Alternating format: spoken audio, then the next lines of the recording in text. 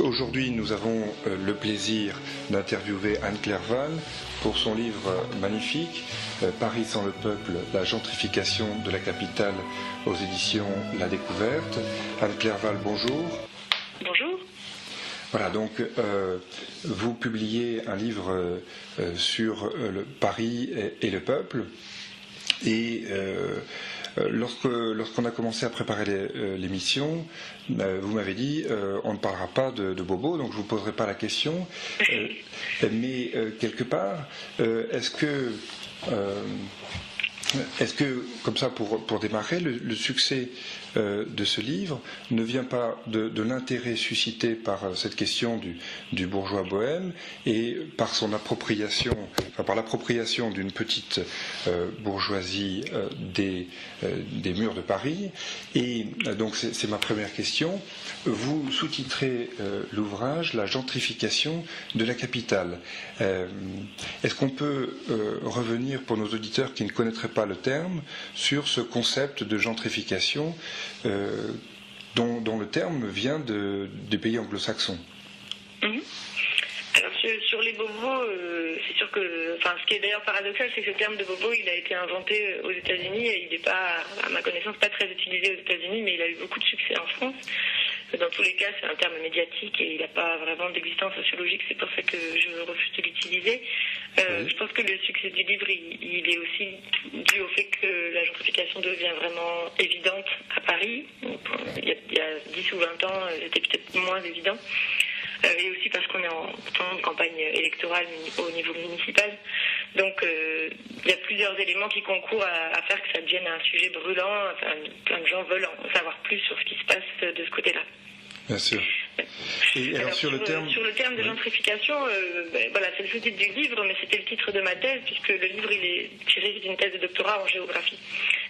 Et en effet, au départ, c'est une notion anglophone qui a été forgée par des chercheurs à la fois anglais et états-uniens, et c'est un terme qui désigne l'embourgeoisement, une sorte d'embourgeoisement spécifique des quartiers populaires, donc par un renouvellement de population, c'est-à-dire les classes populaires sont chassées par d'autres populations, mais qui passe par une transformation du bâti, une transformation matérielle de l'habitat, mais aussi des commerces ou de l'espace public.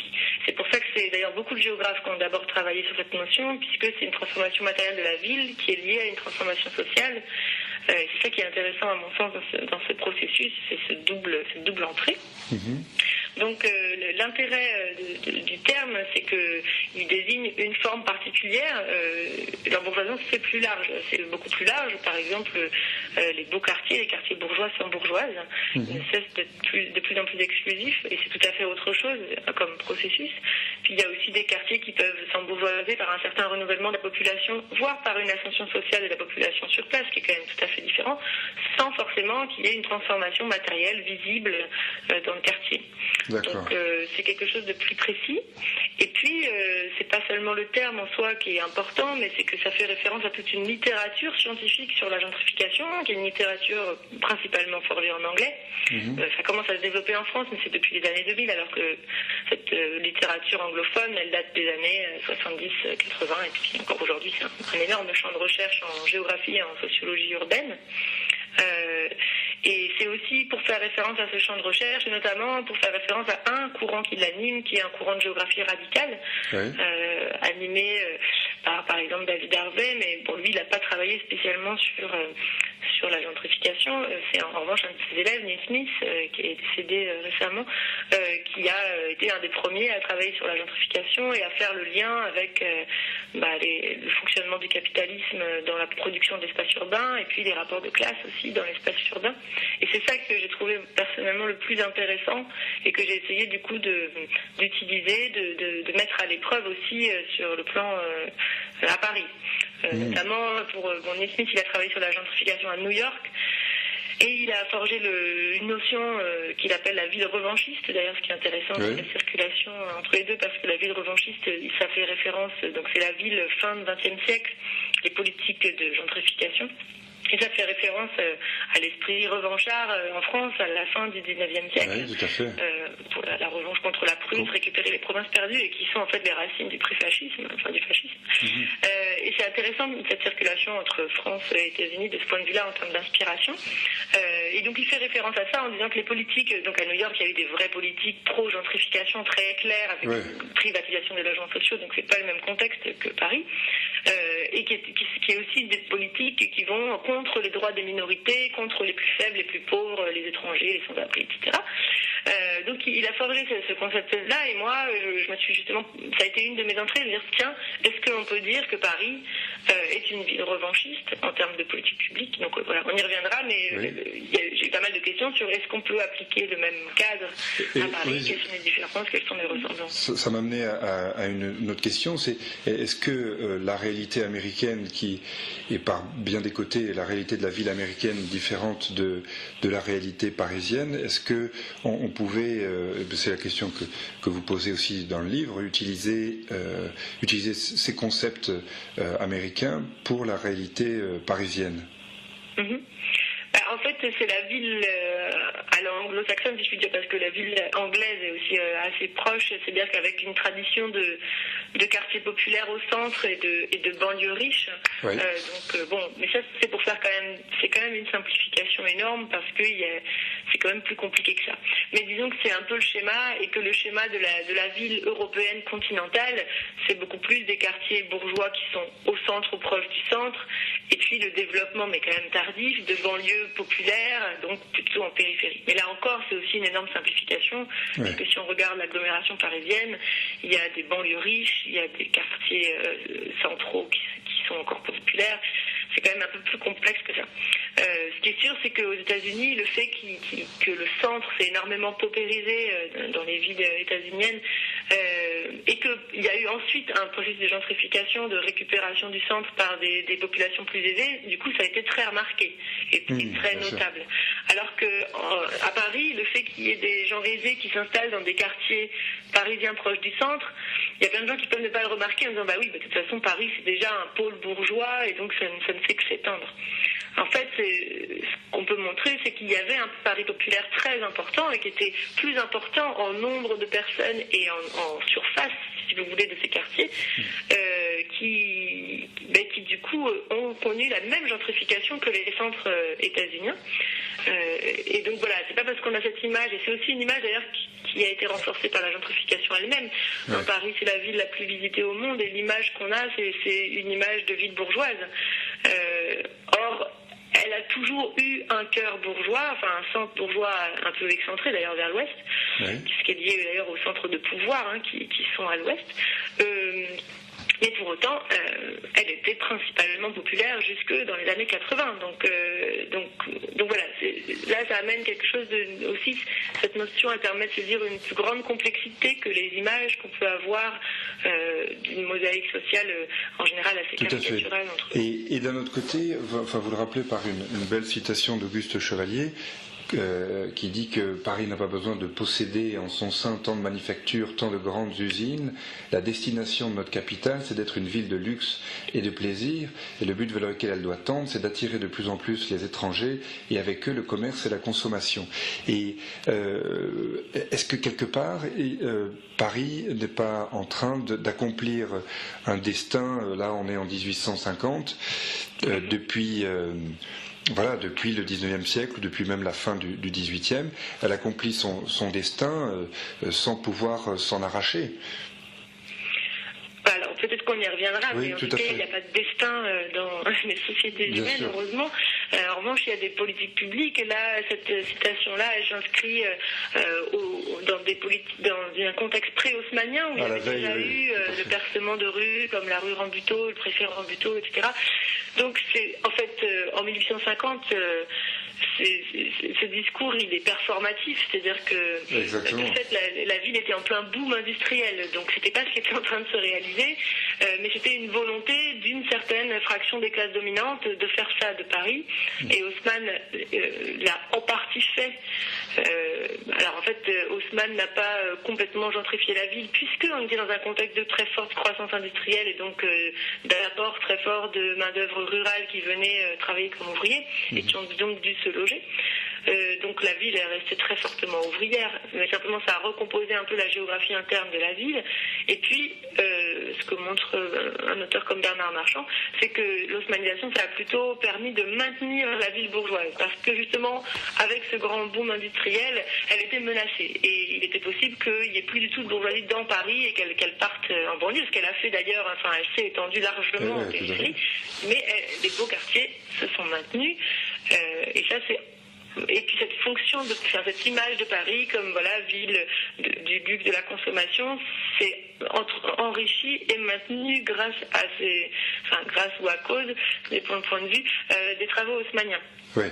Et ce que j'aime bien aussi dans le livre, c'est que vous ne voulez jamais dresser un tableau simpliste de la réalité. Par exemple, j'ai beaucoup aimé lorsque vous prenez l'exemple du quartier du Marais, que vous pouvez peut-être rappeler à nos auditeurs, qui a fait l'objet de phases successives de peuplement, ou même par exemple l'ancienne place royale, la place des Vosges, qui est passée de l'un à l'autre, aux mains du peuple, de l'aristocratie, puis aux mains du peuple, puis aux mains de l'aristocratie. Est-ce que vous pouvez revenir sur cet exemple? En fait, ce sont des cas assez rares finalement de quartiers qui connaissent plusieurs cycles d'investissement, des investissements et donc aussi de peuplement qui va avec. Il y en a dans les quartiers victoriens de Londres par exemple, qui étaient des quartiers destinés à la grande bourgeoisie, qui se sont paupérisés puis qui se sont gentrifiés derrière. Et d'ailleurs c'est intéressant que les premiers travaux sur la gentrification à Paris ont été le fait d'auteurs anglaises et états-uniennes qui sont justement focalisés sur le Marais parce que ça représentait ce type de quartier qui a connu plusieurs destins sociaux. Et en effet, le Marais, c'était au départ un quartier aristocratique créé à l'époque d'Henri IV, donc vraiment aristocratique, avec une affirmation du pouvoir royal, avec la création d'une des premières places royales à Paris, où il y avait aussi une manufacture de textiles de luxe pour ce qu'on appelait les italiennes, pour qu'elles soient produites qu'à Paris et non plus importées d'Italie. Quartier qui s'est progressivement disons, mélangé, c'est-à-dire qu'il y a eu un afflux, de toute façon, on était à une époque où la ville était beaucoup moins clairement divisée socialement parce que c'était tout petit, et que donc même un quartier aristocratique, il y avait quand même des classes populaires qui y vivaient, et progressivement, et c'est toujours, c'est intéressant, c'est toujours à l'initiative des classes dominantes, que progressivement elles sont parties pour aller un petit peu plus vers l'ouest, par exemple dans le faubourg Saint-Germain, faubourg Saint-Honoré, et puis progressivement encore plus loin vers le 16e arrondissement, notamment avec le déplacement de la cour à Versailles, donc vers l'ouest. Et ce mouvement vers l'ouest... Ils sont déplacés parce que justement ils voulaient être dans des quartiers moins mixtes. Et le Marais, pendant ce temps-là, du coup, s'est paupérisé. Il a été même au 19e siècle un quartier ouvrier, un quartier d'immigration, avec notamment d'immigration juive. Et les cours ont été, du coup, les cours des anciens hôtels particuliers sont devenus des lieux de manufacture. Et puis, les hôtels particuliers ont été lotis en plusieurs petits appartements. Et dans les années, disons, 60, 70, mais là c'était vraiment les prémices, il y a eu des politiques publiques pour réhabiliter cet espace et aussi le patrimonialiser. On procédait à des opérations, ce qu'on appelait le curtage des cours, c'est-à-dire qu'on essayait d'éliminer tout ce qui avait été créé après coup, après l'architecture Renaissance, et donc aussi désindustrialiser le quartier. Et ce processus, ces politiques publiques, mais aussi le fait qu'il est central, la qualité de l'architecture, c'est plusieurs facteurs qui ont concouru à le gentrifier et à faire qu'aujourd'hui c'est un quartier à nouveau très aisé. D'accord, donc on faisait disparaître les marques de la présence du peuple, entre guillemets, déjà. Et c'est ce mouvement, petite question rapide pendant que j'y pense, mais ce mouvement vers l'ouest, est-ce qu'il a des causes précises, ou est-ce que c'est le hasard de cette bourgeoisie, cette haute bourgeoisie qui progressivement disparaît de l'autre côté, puis s'étale jusqu'à Neuilly. Non, c'est vraiment, en fait, à l'origine, c'est le déplacement de l'aristocratie et c'est lié au lieu du pouvoir royal. C'est-à-dire que le pouvoir royal, au départ, il est au Louvre, aux Tuileries, donc dans le centre, dans le plein centre de Paris, et le Marais, c'est juste à côté. Le faubourg Saint-Germain, c'est un petit peu en face, et à partir de Louis XIV, il y a un déplacement de la cour à Versailles, et du coup, l'aristocratie se déplace aussi dans ces quartiers. Alors, c'est à la fois, elle se déplace en suivant le pouvoir royal, mais aussi parce qu'à chaque fois, elle crée des nouveaux quartiers. Les quartiers aisés, aujourd'hui bourgeois, mais à l'époque aristocratique, ils sont toujours créés ex nihilo. Il n'y avait rien, on crée un nouveau quartier et il est tout de suite à la destination des classes dominantes avec une architecture de très bonne qualité, etc. Et aussi, au fur et à mesure de ce déplacement, on a des quartiers qui sont de moins en moins mixtes. C'est-à-dire qu'on s'éloigne, c'est de plus en plus cher, de plus en plus de bonne qualité, et donc le but est quand même d'être dans des quartiers de moins en moins mixtes. Et ça continue, ça ne s'arrête jamais, le 16e est aussi aujourd'hui de moins en moins mixte, sans forcément se déplacer.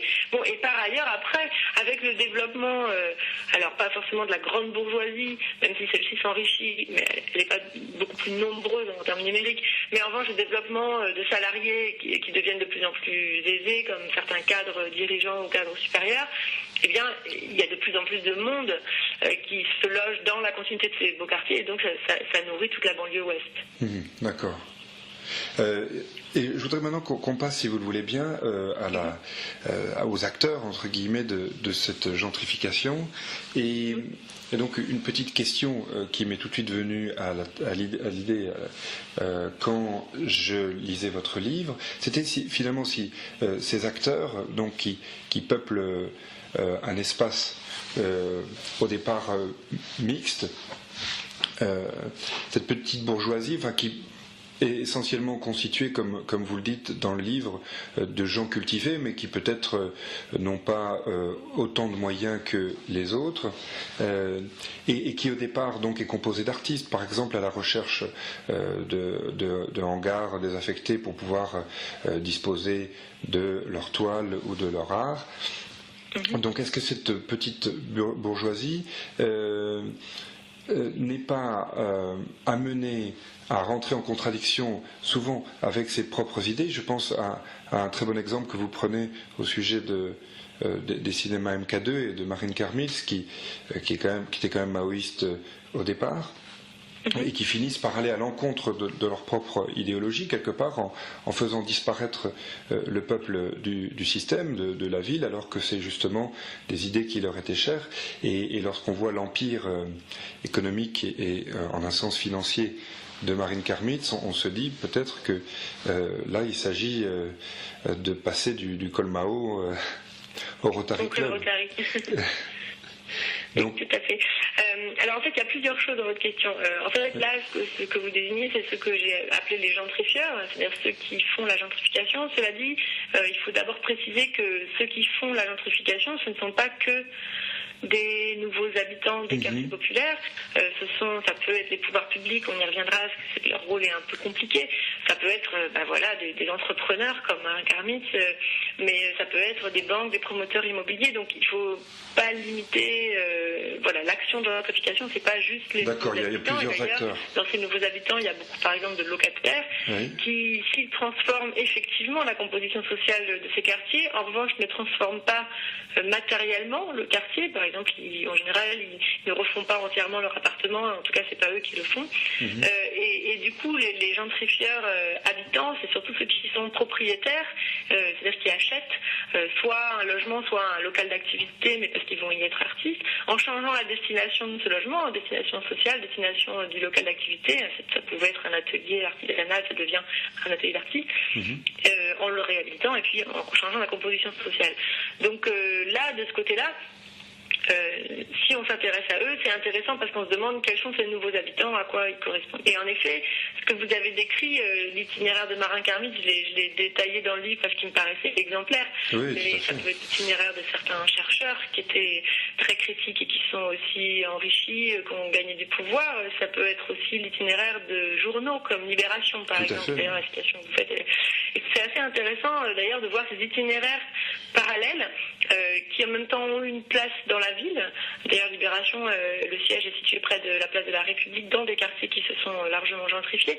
Donc, et Marin Karmitz a fait sa fortune en implantant des cinémas dans des quartiers qui se gentrifiaient. Tout à fait. Oui. Donc il y a un lien entre toutes ces trajectoires, mais si on veut comprendre ces liens et aussi comprendre pourquoi ça a pu se passer, j'ai trouvé que l'analyse que proposait Jean-Pierre Garnier de la notion de petite bourgeoisie intellectuelle, et depuis la publication du livre, j'ai découvert une autre analyse proche, celle d'Alain Beer, qui est un sociologue marxiste aussi, qui parle d'une classe intermédiaire entre la bourgeoisie qui possède les moyens de production et puis le prolétariat, les salariés qui sont peu qualifiés, qui sont dans des stages d'exécution, donc ce qu'on appelle les employés, les ouvriers.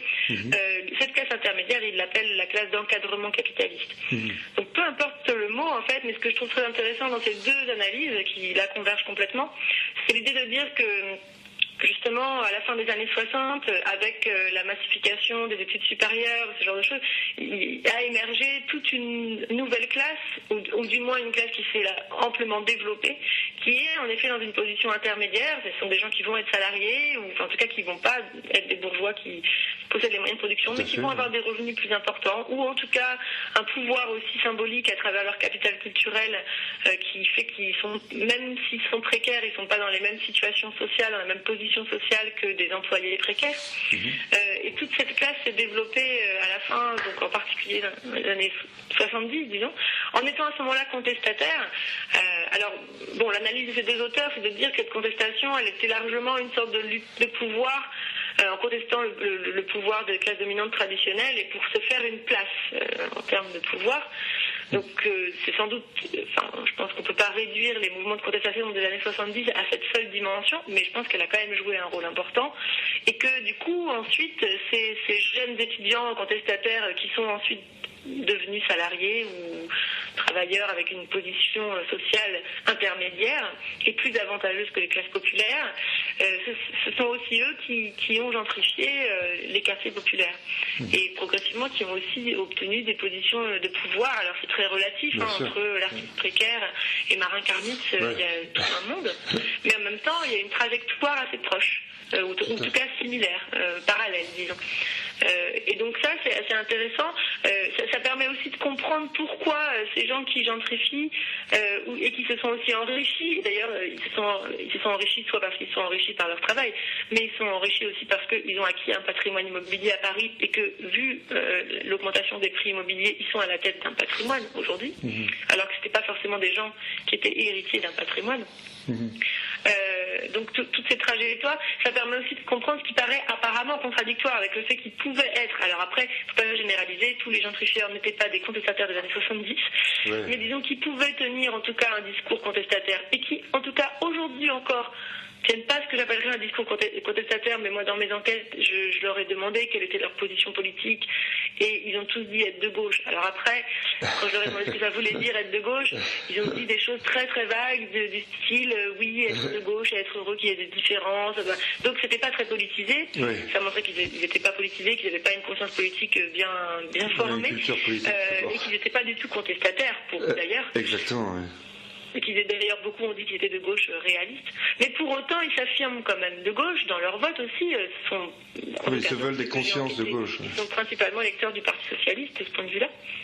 Et Anne, si j'ai une autre question justement. Est-ce que sur ces acteurs, est-ce qu'ils ont le souci de se mélanger, par exemple à travers le système scolaire, en se disant finalement mes enfants vont à l'école avec des enfants entre guillemets, je dis bien de pauvres ou des fils d'immigrés, ou quelque part leur bonne conscience a une limite assez rapide, au-delà de laquelle ils ne souhaitent pas aller. Oui, alors en fait c'est évident que ce groupe, par sa trajectoire même et aussi par la gentrification qui en est exemplaire, est dans une position tissée de contradictions.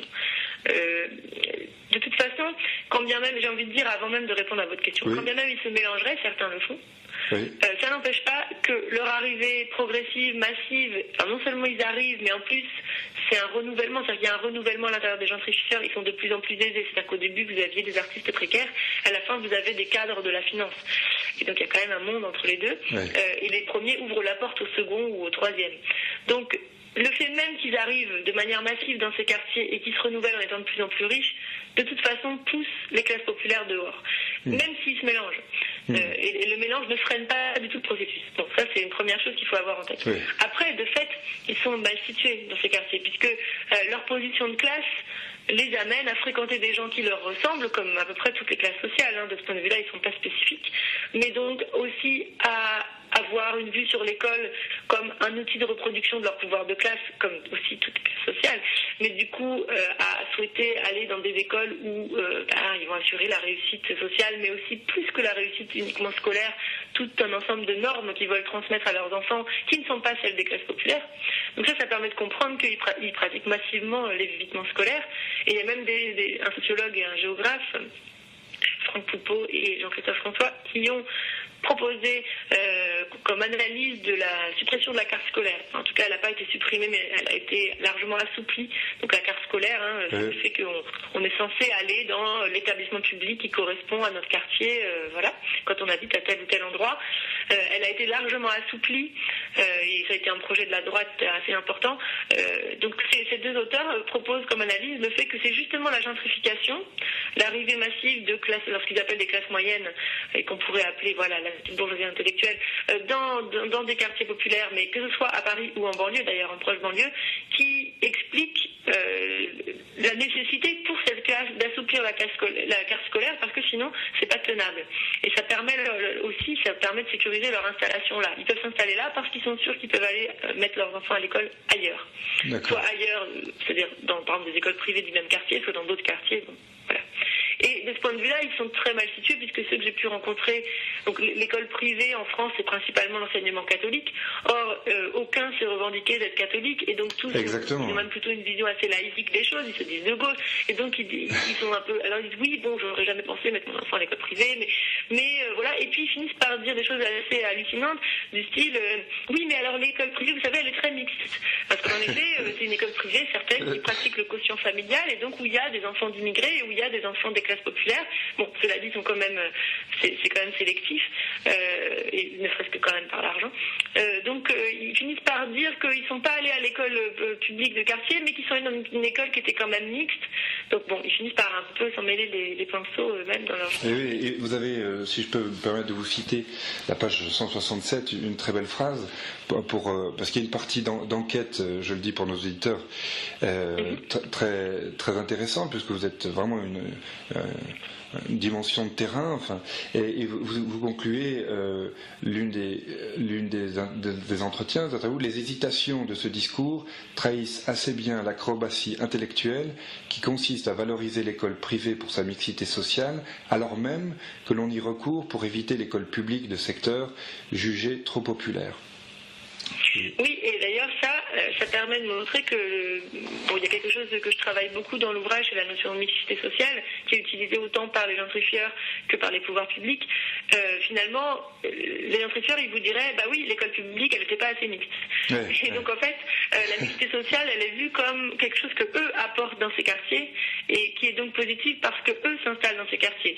Et donc, à terme, ça réduit considérablement, et ça on peut l'observer par les statistiques, qui est l'autre volet de mon travail, la mixité sociale de la ville, puisque les classes populaires ils sont de moins en moins nombreuses, mais c'est pas vu comme ça, c'est vu comme plutôt à l'inverse, donc c'est un peu la mixité sociale à l'envers. Ouais.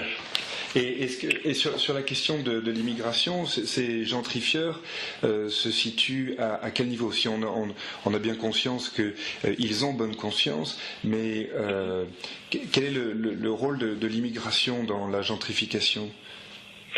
Alors, ce serait peut-être pas le rôle de l'immigration dans la gentrification. En tout cas, il y a deux processus parallèles. Enfin, il y en a d'ailleurs d'autres, mais disons, on peut au moins remarquer ces deux processus parallèles dans les quartiers populaires. C'est-à-dire que les quartiers populaires parisiens se gentrifient tous, alors à des rythmes différents. Notamment, quand il y a une présence très forte de population immigrée, j'ai remarqué que ça allait moins vite. Parce que c'était plus simple pour des gentrifieurs de s'approprier, pas au sens seulement d'y acheter un logement, mais d'y imposer leurs normes, un quartier populaire vieillissant qu'un quartier populaire en plein renouvellement. Et l'immigration, c'est en fait une des formes du renouvellement, par exemple du rajeunissement des quartiers populaires. Donc ces deux éléments, en fait, si vous voulez, l'immigration, c'est un processus de long terme dans les quartiers populaires qui a commencé bien avant la gentrification et qui n'est que la poursuite à un niveau international du renouvellement des quartiers populaires qui était leur fonctionnement normal, si je puis dire. C'est-à-dire que les quartiers populaires parisiens, ils se sont formés par l'afflux de gens de province ou tout simplement des campagnes environnantes dans Paris. Oui. Et puis donc voilà, après les Auvergnats, il y a eu les Italiens, après les Italiens, il y a eu les Maghrébins et ensuite aujourd'hui les Chinois. Tout ça se superpose, un peu d'ailleurs comme se sont formés les quartiers populaires des villes états-uniennes, même si c'est pas tout à fait le même contexte, puisque c'était un pays du neuf. Mais bon, pour autant, il y a ces mêmes processus un peu de renouvellement migratoire. Et de ce point de vue-là, il y a une continuité très claire dans ces processus d'immigration. C'est-à-dire que d'un côté, on est dans un contexte médiatique où on stigmatise énormément l'immigration comme quelque chose qui serait étranger, presque inassimilable. Or, si on observe le fonctionnement des quartiers populaires, c'est complètement faux. Au contraire, l'immigration est en pleine continuité. Par exemple, les immigrés d'aujourd'hui vivent les mêmes conditions de logement que les ouvriers du 19e siècle qui venaient d'Auvergne. Ils sont d'ailleurs traités aussi mal. C'est que les Auvergnats étaient soumis au même racisme que celui qu'on peut avoir aujourd'hui pour les Chinois. Et puis leurs conditions de travail sont très proches. Ils ont aussi toute une stratégie de s'implanter par les commerces, de même que les Auvergnats avaient ouvert des bounias, donc les bars, les cafés Auvergnats, et qui sont aujourd'hui repris par des Kabyles, voire des Chinois. Donc tout ça est dans une grande continuité. On a une continuité aussi dans les usages de la rue, la présence dans la rue, l'importance des cafés dans la sociabilité populaire parisienne, etc., etc. Donc tout ça est une grande continuité, et du coup ça rentre en concurrence avec la Exactement, il y a concurrence avec le gentrifieur. Voilà, parce que les gentrifieurs, eux aussi, sont friands de café, mais pas les mêmes. Et puis ils vont changer les normes de l'usage de l'espace public. Par exemple, ils vont beaucoup se plaindre du bruit, ils vont avoir une action normalisatrice de l'espace public qui rentre en contradiction avec les usages populaires. De ce point de vue-là, il y a une concurrence entre les deux, une concurrence dans les processus, et puis parfois une concurrence même un peu directe dans les discours des gentrifieurs. Alors, cela dit, c'est très compliqué, parce que les gentrifieurs se disent de gauche, et donc ne développent jamais de discours racistes, et ils ont même plutôt un discours très positif sur ce qu'on pourrait appeler aujourd'hui, pour montrer le côté un peu faux de la chose, de la diversité. D'ailleurs, leur façon de parler de la mixité sociale dans les quartiers populaires, c'est pas tellement la mixité sociale au sens de gens qui auraient des richesses différentes, mais plutôt la mixité culturelle. Donc certains disent ça me rappelle mes voyages en Afrique, voilà, j'ai l'impression de voyager, et ils abordent l'altérité des autres plus par leur origine culturelle que par leur position sociale effective, puisque ça c'est aussi une analyse, quand je renvoyais à Jean-Pierre Gagné et à Alain Bir, ils montrent très bien que cette classe, déjà la bourgeoisie a une action de classe qui est de masquer les rapports de classe, sinon elle ne pourrait pas maintenir son pouvoir de classe. Mais la petite bourgeoisie intellectuelle ou l'encadrement capitaliste ont aussi toute une propension symbolique à nier leur position de classe, à nier les rapports de classe et à les masquer. Et donc là, c'est typiquement une opération de masquage. L'immigration sert à ne pas dire qu'on est des gens plus aisés qui viennent chasser les classes populaires, mais des gens qui viennent se mélanger avec l'altérité, ce qui est beaucoup plus valorisant pour eux, parce que du coup, ils se présentent aussi, par exemple, en distinction par rapport à la bourgeoisie traditionnelle, qui justement vit un peu dans des bunkers en disant nous, on est ouverts d'esprit, on aime l'altérité, la différence, on aime se frotter à l'autre. Bon, et en fait, on se rend compte que c'est très relatif, ne serait-ce qu'à par rapport à l'école, ce que j'ai dit tout à l'heure.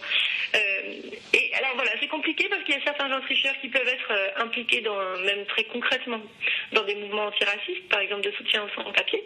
Et du coup, c'est important et intéressant en termes de lutte qui s'impliquent là-dedans. Mais bon, il y en a d'autres aussi qui ne font que valoriser une forme de décor, mais sans avoir aucune interaction avec les personnes et sans faire grand-chose pour eux, ou avec eux, disons. Donc leur position elle est très ambiguë, mais dans tous les cas, elle a tendance... la mise en avant de l'immigration ou de l'altérité culturelle, elle permet de masquer les rapports de classe, en fait. Et donc, finalement, dans ces quartiers populaires d'immigration récente, est-ce que les gentrifieurs parviennent à chasser donc ces populations, comme ils le font avec les autres, ou finalement, dans cette concurrence... par exemple, je pense à des quartiers sur lesquels vous revenez, par exemple Barbès. Est-ce que quelque part, ces quartiers ne résistent pas aux gentrificateurs. Vous évoquez, enfin, je crois, une description de Barbès où les femmes continuent à être en tenue traditionnelle, et quelque part, finalement, cette richesse de Paris, elle oppose finalement à cette mode du gentrifieur, finalement une mode de la tradition et d'un peuple fier de ses origines, prêt à venir de la banlieue pour faire ses courses dans Paris. Alors finalement, qui gagne? Est-ce que c'est le gentrifieur ou... Alors c'est compliqué de dire qui gagne. J'aurais tendance à dire que c'est toujours les gentrifieurs qui gagnent, oui, en tout cas en ce moment, ce qu'on observe à Paris. Ce qui est sûr, c'est que dans ces quartiers d'immigration, alors en fait c'est une immigration, ce sont des quartiers d'immigration anciens, mais dans lesquels il y a un renouvellement un peu aussi récent, donc qui continue quoi. Dans ces quartiers-là, c'est clair qu'on observe que la gentrification est plus lente ou plus tardive, c'est un peu compliqué de faire le départ entre les deux, donc dans ces quartiers. Pour autant, elle a bien lieu. C'est-à-dire qu'on observe une réduction des classes populaires et une augmentation de la place des cadres, par exemple, dans le logement. Et on observe du coup des recompositions. Ces quartiers, d'autres chercheurs les ont appelés des centralités immigrées, c'est-à-dire des centralités notamment commerciales, et puis plus que commerciales, symboliques, des endroits où on vient se ressourcer pour retrouver les liens avec la famille, le village d'origine, ce genre de choses. Ça continue d'exister malgré tout, c'est quand même assez impressionnant d'ailleurs que ça réussisse à se maintenir un peu, mais avec une dissociation croissante entre les commerces et l'habitat.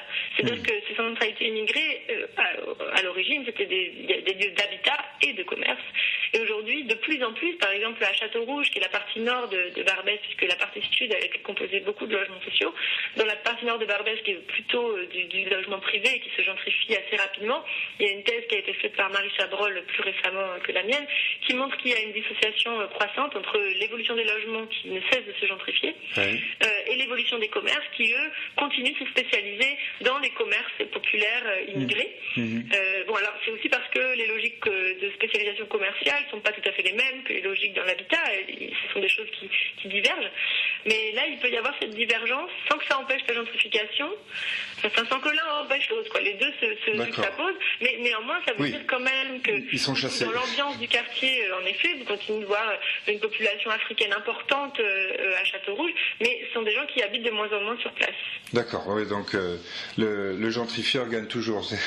C'est intéressant parce que... En tout cas, dans un contexte, c'est pas gagne toujours en général, mais à Paris, dans un contexte où il y a une pression immobilière très forte et puis un rapport de classe qui est défavorable aux classes populaires en termes ne serait-ce que d'emploi, là oui, il gagne. Mais après, il peut y avoir des contextes où ça ne marche pas du tout comme ça parce que le contexte macroéconomique et macro-sociologique n'est pas le même.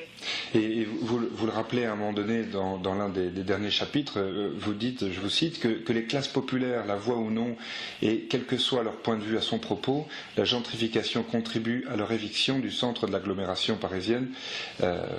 Et c'est vrai que quelque part, ça semble inéluctable. Alors inéluctable, on aurait pu penser, et je vais vous poser cette question, que depuis 2001, avec l'arrivée de Bertrand Delanoë à la mairie de Paris, d'ailleurs j'ai appris que Paris n'avait pas eu, je ne sais pas pourquoi je ne savais pas ça, mais que Paris n'avait pas eu de maire depuis la commune, enfin la fin de la commune jusqu'à 1977, et donc Delanoë au pouvoir à la mairie de Paris, est-ce que ça a changé quelque chose? Est-ce qu'on a pu quelque part résister un peu à cette gentrification, c'est-à-dire laisser le peuple dans Paris, ou finalement est-ce qu'on l'a renforcé? Alors, c'est une question intéressante, c'est une des questions que je me suis posée dans le livre, parce que déjà ce qu'il faut juste rappeler, c'est que jusqu'ici, disons jusqu'aux années 2000, le rôle des politiques publiques dans la gentrification avait été assez ambigu. Par exemple, il y a eu un contrôle des loyers qui était dans les logements anciens, mais qui sont majoritaires à Paris, jusqu'à la fin des années 80. C'était au niveau national, mais du coup ça a eu un effet de frein de la gentrification à Paris. Il y a eu d'autres politiques qui ont eu des effets ambigus, et de ce point de vue-là, on ne peut pas parler de ville revanchiste. Pour refaire référence à Smith, à Paris, il y a eu des volontés de gentrification, de tertiarisation, ça ne veut pas dire qu'il n'y en a pas eu, mais elles se sont appliquées par des politiques qui ont quand même créé du logement social, donc du coup, c'est pas du tout la même politique que celle de New York, où là c'était très clair. Oui. Donc on ne peut pas parler de ville revanchisme, et depuis 2001 on ne peut pas non plus parler de ville revanchisme, mais pour autant ce qui est sûr c'est que la gentrification n'a pas freiné, au contraire ça a été une phase très forte de gentrification. Alors c'est pas juste à cause des politiques menées par Delanoë, c'est aussi une conjonction de conjoncture économique, etc. Donc voilà, mais ce qui est sûr c'est que déjà, bon, de toute façon quand Delanoë arrive au pouvoir en 2001, donc la gauche, la gentrification est déjà très avancée, donc de toute façon on peut difficilement la remettre complètement en cause, mais en revanche on aurait pu agir différemment sur les derniers quartiers populaires de Paris. Voilà. Et de toute façon quand ils arrivent au pouvoir, cette gauche qui est quand même dominée par le Parti socialiste ne dit pas à aucun moment qu'elle veut lutter contre la gentrification ou contre l'embourgeoisement, peu importe comment elle l'appellerait, elle veut favoriser la mixité sociale. Et du coup c'est pas du tout la même chose. En fait, de fait, il y a toute une politique qui a été amplifiée considérablement par Delanoë, mais qui avait été commencée en 95 par Sibéry, qui est toute une politique d'embellissement de la ville, de création d'équipements culturels, de création d'espaces verts, de pistes cyclables, etc. Paris a été un peu un chantier permanent depuis les années 2000 de ce point de vue-là. Et ça, c'est quelque chose qui correspond parfaitement aux vœux des gentrifieurs. Et d'ailleurs, quand on leur demande, ils sont tous très satisfaits de la politique qui a été menée. Alors ça, c'est une continuité totale, mais même amplifiée, avec la droite. En tout cas, en 95, il y a eu un tournant, si vous voulez, entre le passage entre Jacques Chirac, qui a été maire de 77 à 95, et Sibéry, parce qu'il y avait déjà quelques arrondissements qui étaient passés à gauche, et donc on a abandonné la politique de rénovation qui consistait à démolir des quartiers entiers et à reconstruire, et en reconstruire notamment du logement social. Là, on a abandonné ça. Donc Delanoë, de ce point de vue-là, il est dans la continuité de ce tournant de 95. Là où il fait un peu différemment, c'est parce qu'il a relancé la production de logements sociaux. Et ça, c'est la grande affaire, c'est qu'on a tendance à penser que, puisqu'il construit beaucoup de logements sociaux, donc ça ferait la gentrification, donc c'est bon. Et en fait, il faut regarder plus dans le détail, c'est plus compliqué que ça. D'abord, aujourd'hui, on fait du logement social à la place d'anciens logements, soit parce qu'on achète des immeubles tels quels, soit parce qu'on les réhabilite, soit parce qu'on fait du neuf, mais parce qu'on a démoli avant. Il n'y a plus vraiment d'espace vraiment vide à Paris. Donc, en fait, il faut déjà avoir en tête que, c'est vrai, on a créé plus de 60 000 nouveaux logements sociaux depuis 2001. Donc, c'est beaucoup. Mais pour autant, en fait, on l'a fait à la place de logements qui existaient déjà, et on en a fait moins que les logements qu'on a remplacés, parce qu'ils étaient plus petits. Et ces logements étaient aussi d'ailleurs souvent surpeuplés, donc ils logeaient plus de gens.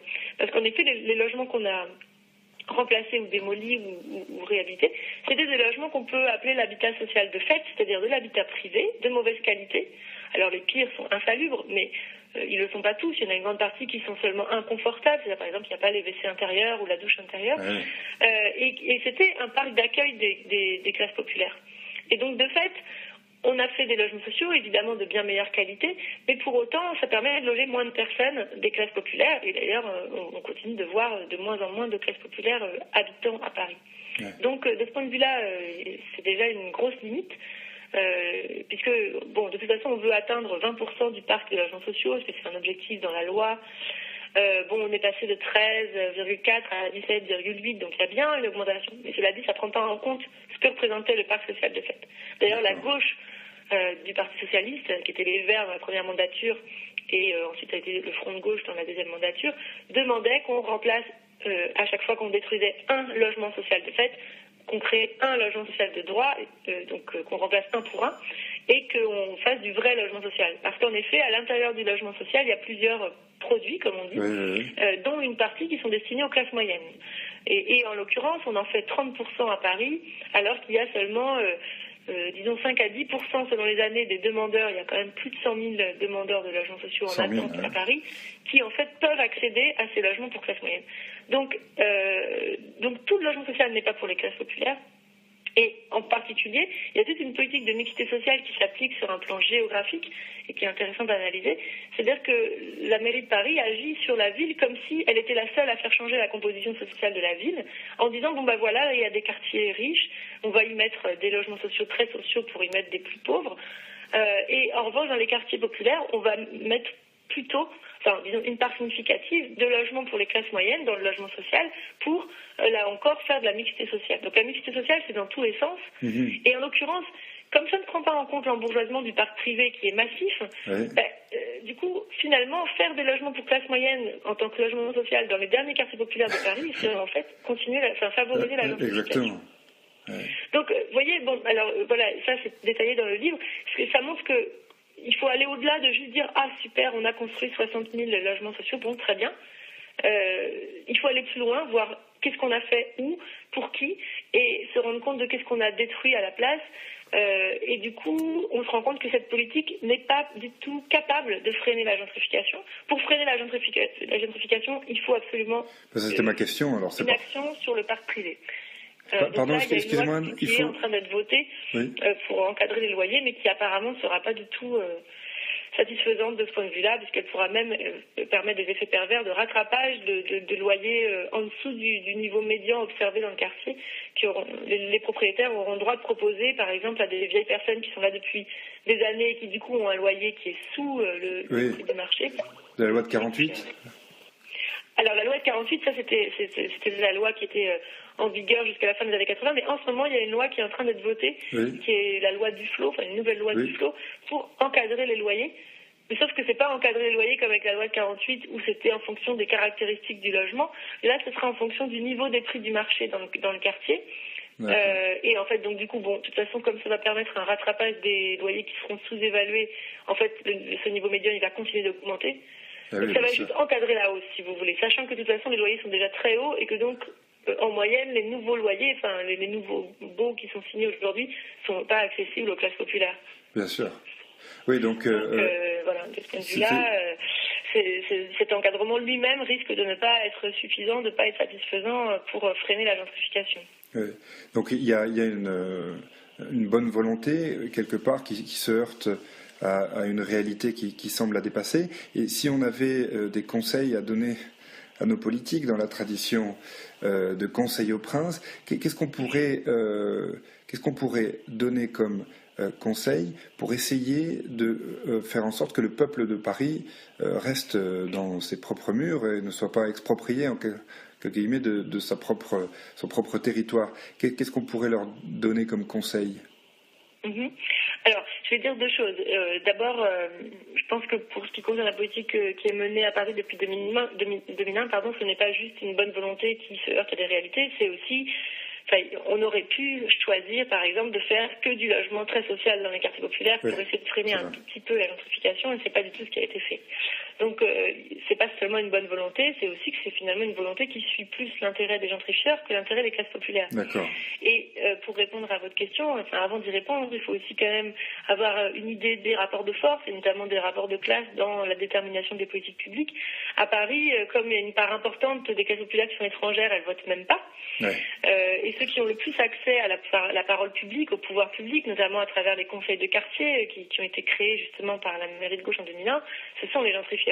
Donc de toute façon, et c'est d'ailleurs l'électorat du Parti socialiste à Paris, donc de toute façon, moi je vais vous donner quelques conseils, mais je sais très bien que les rapports de force ne permettent pas qu'ils soient entendus. Donc en tout cas, ce qui aurait pu être possible, il y a plusieurs choses. Il y a certaines mairies qui expérimentent par exemple l'utilisation du droit de préemption. Donc à Paris, on le fait pour créer du logement social. Mais il y a des communes de banlieue comme la commune de Saint-Ouen, en banlieue nord, qui fait du chantage à la préemption à chaque fois qu'il y a un terrain qui se libère ou un ensemble immobilier qui se libère, pour essayer de maintenir les prix bas. Donc ils y arrivent à peu près. Bon, ça c'est des choses qui sont quand même beaucoup plus volontaristes que celles que fait la mairie de Paris. Il y a aussi des communautés urbaines comme celle de Lille, qui s'interdisent officiellement de produire du logement social pour les classes moyennes. C'est-à-dire qu'ils considèrent que le seul logement social qu'ils peuvent produire, c'est du vrai logement social. Donc il y a des choses qui peuvent être faites dans les marges de manœuvre permises par la mairie. Il y a aussi des choses qui peuvent être faites. Par exemple, il y a une loi qui existe qui autorise les pouvoirs publics à réquisitionner les logements vides privés. Cette loi est pratiquement jamais appliquée. Et au contraire, d'ailleurs, à Paris, il y a eu un mouvement important, donc qui est vraiment sur le déclin aujourd'hui à cause de la gentrification et de la répression publique, qui était un mouvement de squat, de gens qui justement ouvraient des logements non occupés pour faire de la place à des gens qui étaient mal logés. Et ils continuent, que ce soit la gauche ou la droite, ils continuent d'être réprimés et d'être mis dehors sans solution de relogement. Donc de ce point de vue-là, on peut dire qu'il n'y a pas une volonté politique claire de maintenir les classes populaires dans Paris. D'accord. Bon, ben, je ne sais pas si c'est une belle conclusion, mais en tout cas, ça permet de se faire une idée de ce qui se passe et puis de comprendre le phénomène. Je vais rappeler à nos auditeurs le titre de votre livre, Paris sans le peuple, sous-titré La gentrification de la capitale, aux éditions La Découverte. Et je tiens à préciser à nos auditeurs que c'est un excellent livre qui se lit quasiment comme un roman, même si il provient de la thèse, comme vous l'avez rappelé. C'est un très beau livre fondé sur des enquêtes de terrain et puis aussi sur une riche bibliographie. Et ça permet, si vous voulez, d'aller au-delà des préjugés et des analyses qui sont souvent extrêmement simplistes et rapides qu'on trouve dans la plupart des médias et notamment des journaux. Anne-Claire Valls, je tiens à vous remercier vivement de votre temps. Merci beaucoup. Merci à vous.